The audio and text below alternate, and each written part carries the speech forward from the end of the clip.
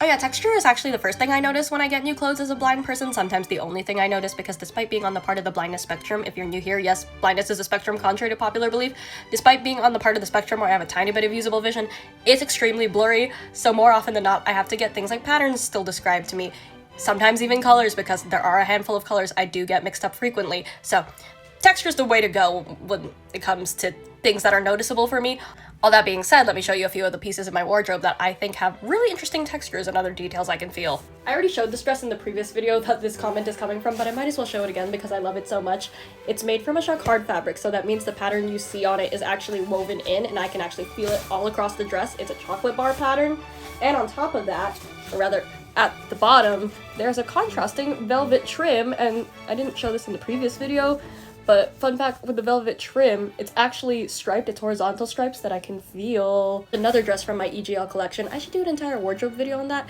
I don't have a ton, but I could go into a lot of detail about them. Anyways, this is Angelic Pretty's Sugar Fairy Cake, which I bought secondhand at a convention, and this is an example of a piece that I had to have described to me, because even though I can vaguely tell that it's pink, I couldn't see the print at the bottom of the skirt. Hell, I can't even tell if you can see it properly right now.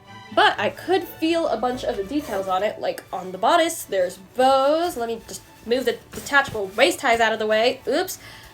There's bows on the bodice, and then there's like a tiered aspect to the skirt with a bunch of lace trimming it, or lace at the very bottom of the skirt here. Then I have this sweater that I thrifted that I actually found by just running my hand across a rack. Obviously, I can feel the knit fabric that it's made of, but also there is this fun detail on the chest that's like this faux fur stripe running down the middle of it diagonally, and there's even like faux pearls. And finally, at least for today, because I could get into more clothes and accessories, I have this leather jacket that I decided to embellish myself with rhinestones. I haven't finished it yet, so there's still more rhinestones to add on the collar, and I think I'm gonna add some to the cuffs too. I do have enough remaining vision that I can see the light reflecting off the rhinestones, but they also have the added benefit of texture.